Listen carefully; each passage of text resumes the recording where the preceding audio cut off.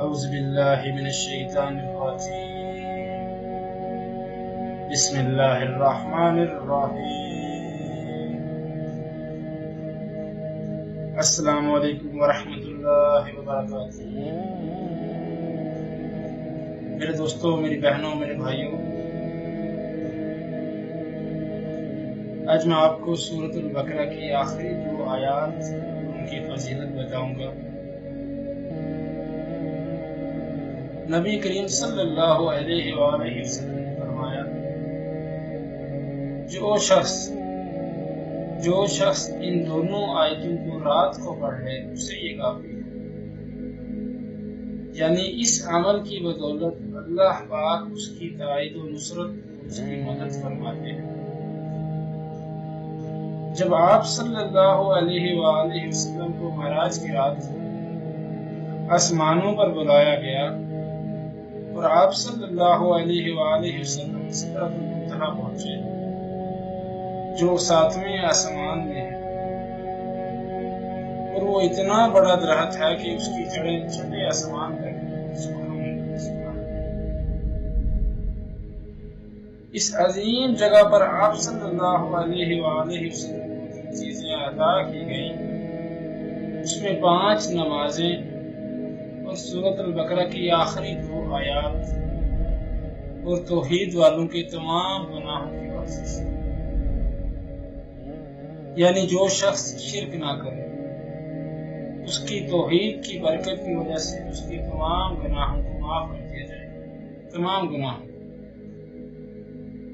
رسول اکرم صلی اللہ علیہ وآلہ وسلم نے فرمایا کہ سورۃ البقرہ کی ان آخری 2 آیات کو پڑھتے رہا،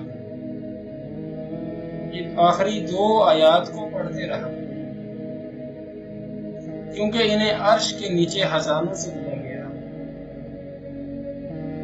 میرے دوستوں، میری بہنوں، میرے بھائیوں، حضرت علی رضی اللہ تعالیٰ عنہ فرماتے ہیں، میں نہیں جانتا اسلام کے جاننے والوں میں سے کوئی شخص آیت الکرسی اور سورۃ البقرہ کی آخری 2 آیات پڑھے بغیر سو جائے۔ یہ وہ خزانہ ہے جو نبی اکرم صلی اللہ علیہ وآلہ وسلم عرش تلے کے خزانے سے لے کر آئے۔ اللہ تعالیٰ نے آسمان و زمین کی پیدا کرنے سے پہلے 2000 برس پہلے ایک کتاب لکھی جس میں 2 آیات اتار کر سورۃ البقرہ ہے۔ جس گھر میں یہ 3 راتوں تک پڑھی جائے، 3 راتوں تک، اس کے قریب شیطان بھی نہیں جا سکتا، اس گھر کے قریب شیطان بھی نہیں جا سکتا۔ اتنی بڑی فضیلت ہے اس میں۔ سورۃ البقرہ کی آخری 2 آیات پڑھ کر اللہ تعالیٰ سے جو حاجت بھی مانگی جائے، جو بھی حاجت طلب کی جائے، جو بھی آپ کی حاجت ہو وہ پوری ہوتی ہے۔ جو بھی حاجت آپ مانگیں گے وہ آپ کی پوری ہوگی، جو بھی اللہ سے مانگیں گے وہ پورا ہوگا۔ صحیح مسلم کی روایت ہے، عبداللہ بن ابن عباس رضی اللہ تعالیٰ عنہ اس کے راوی ہے، وہ فرماتے ہوئے کہتے ہیں کہ ایک روز نبی کریم صلی اللہ علیہ وآلہ وسلم جبرائیل کے پاس بیٹھے، انہوں نے اوپر سے دروازہ کھولنے کی آواز سنی، اپنا سر اٹھایا اور نبی کریم صلی اللہ علیہ وآلہ وسلم کو بتایا کہ یہ آسمانوں کے دروازوں میں سے ایک ایسا دروازہ ہے جو آج سے پہلے کبھی نہیں کھلا، اور اس سے ایک فرشتہ نازل ہوا ہے جو آج سے پہلے کبھی زمین پر نہیں تھا۔ اس نے آپ صلی اللہ علیہ وآلہ وسلم کی خدمت میں سلام عرض کیا اور کہا ہے، آپ صلی اللہ علیہ وآلہ وسلم کو درود مبارک، آپ صلی اللہ علیہ وآلہ وسلم کو 2 نور مبارک ہو، یہ خوشخبری دی ہے اور ایسے دروازے سے آیا ہے جو آج تک نہیں۔ سبحان اللہ، قربان جاؤں اپنے نبی، اور آپ صلی اللہ علیہ وآلہ وسلم سے پہلے یہ دونوں کسی نبی کو عطا نہیں کیے گئے، یہ 2 روشنیاں کسی کو نہیں عطا کی گئی۔ پہلا سورۃ الفاتحہ ایک ایسا نور ہے جو سورت کسی نبی کو نہیں ملی اور نہ ہی کسی نبی کی امت کو ملی۔ اور دوسرا فرمایا کہ سورۃ البقرہ کی آخری دو آیات جو شخص یہ 2 آیات پڑھے گا اسے اس کی مانگی ہوئی ہر چیز عطا کی جائے گی۔ سبحان اللہ، یہ کتنی بڑی فضیلت ہے کہ صرف ان 2 آیتوں اور سورۃ الفاتحہ کی خوشخبری دینے ایک ایسا فرشتہ آیا ہے اور ایسے دروازے سے آیا ہے کہ اس سے پہلے وہاں سے کوئی نہیں آیا۔ تو سورۃ البقرہ کی آخری 2 آیات کی بہت بڑی فضیلت ہے۔ میرے دوستوں، میری بہنوں، میرے بھائیوں، اگر سورۃ البقرہ کی یہ آخری 2 آیات ہم رات کو سوتے وقت صرف 2 مرتبہ ہی پڑھ لیں تو اللہ پاک اس دنیا میں 5 انعامات دیتے ہیں۔ سب سے بڑا فائدہ یہ ہوتا ہے کہ اس شخص کا خاتمہ ایمان پر ہوتا ہے، اس انسان کا خاتمہ ایمان پر ہوتا ہے، اور جس کا خاتمہ ایمان پر ہو جائے اسے دنیا میں کسی چیز کی ضرورت ہے۔ اس سے بڑا خزانہ بھلا کیا ہو سکتا ہے؟ اس کی مالی تنگی ختم کر دی جاتی ہے۔ تیسرا فائدہ جادو، حسد، نظر بد، جو بھی پریشانی ہے روحانی، ہر طرح کی پریشانیوں سے وہ محفوظ رہتا ہے۔ چوتھا مرتبہ، روحانی مرتبہ، وہ اس کو ملتا ہے۔ 5واں فائدہ، اللہ پاک اپنی محبوب کے دل میں اس کے لیے عزت اور محبت ڈال دیتے ہیں۔ وہ جہاں سے گزرتا ہے ہر کوئی اس کو عزت کی نگاہوں سے دیکھتا ہے، اور محفل میں جب بات کرتا ہے ہر کوئی اس کی بات کو ترجیح دیتا ہے۔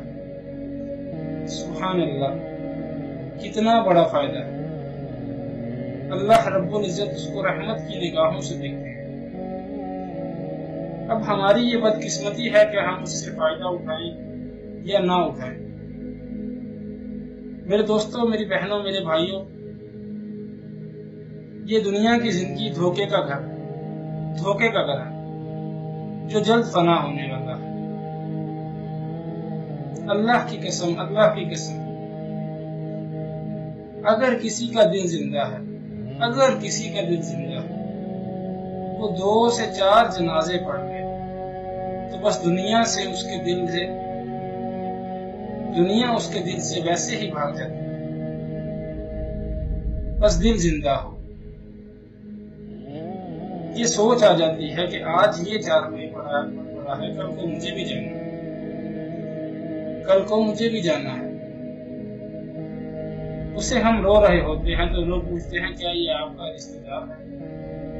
کیا یہ آپ کا کوئی جاننے والا ہے؟ کون ہے یہ؟ تو ہم کیا جواب دیتے ہیں؟ نہیں، ہم اسی لیے رو رہے ہیں کہ کل کو ہمیں بھی یہاں جانا ہے، کل کو ہمیں بھی وہیں جانا ہے۔ تو ہماری تیاری کیا ہے؟ کیا تیاری ہم نے کی ہے؟ کہتے ہیں فیوچر پلاننگ کرنی ہے۔ فیوچر پلاننگ کے لیے باپ بھی کہہ رہے ہیں، بھائی بھی کہہ رہے ہیں کہ سختیاں برداشت کرنی پڑیں گی، محنت کرنی پڑے گی، تو ہی کل کو آسانیاں آئیں گی۔ ساری رات ہم پیریڈ یاد کرتے ہیں، سمریاں یاد کرتے ہیں، 36 صفحوں کی سمریاں یاد کرنے کی بہادری دکھاتے ہیں۔ تو اس کا فیوچر کیا ہے؟ اس کا مستقبل کیا ہے؟ زیادہ سے زیادہ 25 سال کی فرصت ہے۔ زندگی کو خوبصورت بنانے کے لیے زیادہ سے زیادہ 25 سال کی فرصت، 30 سال کی ہے۔ بیمار ہو جائیں گے، تکلیف میں آ جائیں گے، کیا مستقبل ہے اس کا؟ اتنی محنت کرتے ہیں ہم، سردیوں میں ڈبل ڈیوٹی کرتے ہیں اپنا کیریئر محفوظ کرنے کے لیے، اپنی 25 سالہ سروس کو سیو کرنے کے لیے، اور جو آخرت کی زندگی ہے، جو ہمیشہ کی زندگی ہے، اس کو ہم بھولتے ہیں۔ میرے خیال میں اس سے بڑا اور ناکام تاجر کوئی بھی نہیں ہو سکتا جو یہ سودا کرتا ہے۔ جیسا کہ میری بات کو غلط نہ لیجیے گا، دنیا کا حصہ مت بھولیے، دنیا کا حصہ مت بھولیے۔ جب اللہ نے لکھا ہے جو تم چاہو یا نہ چاہو، اللہ پاک نکیل ڈال کر تمہارے سامنے لا کر تم چاہو یا نہ چاہو، اللہ پاک وہ ضرور سامنے لا کے کھڑا کرے گا۔ تو پھر ہم اس دنیا کے پیچھے کیوں بھاگ رہے ہیں؟ اس دنیا کے پیچھے ہم دیوانے کیوں ہو رہے ہیں؟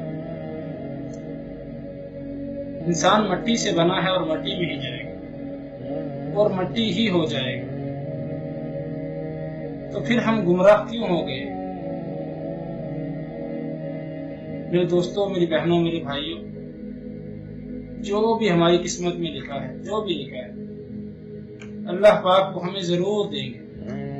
تو ہمیں آخرت کو بھی یاد کرنا چاہیے، ہمیں آخرت کو نہیں بھولنا چاہیے، جہاں ہمیشہ ہمیشہ کے لیے رہے۔ اللہ پاک آپ کو اور مجھے آخرت کی فکر کرنے کی توفیق عطا فرمائے اور نیک اعمال کرنے کی توفیق عطا فرمائے۔ آمین ثم آمین۔